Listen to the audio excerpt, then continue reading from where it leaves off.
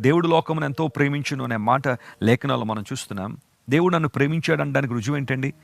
దేవుడు నన్ను ప్రేమించాడు అనడానికి ఎవిడెన్స్ ఏంటి అని ఎవరైనా అడిగితే క్రాస్. యేసు ప్రభు సిలువను కోరుకున్నారు నిన్ను నన్ను ప్రేమించే.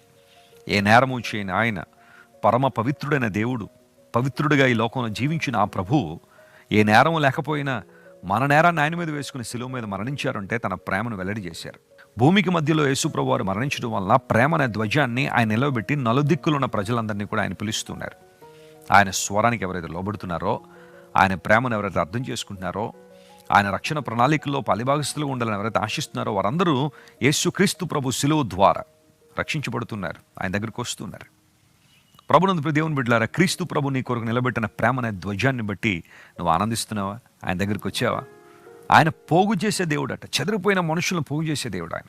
ఇశ్రాయేలును సమకూర్చిన దేవుడని బైబిల్లో మనం చూస్తున్నాం.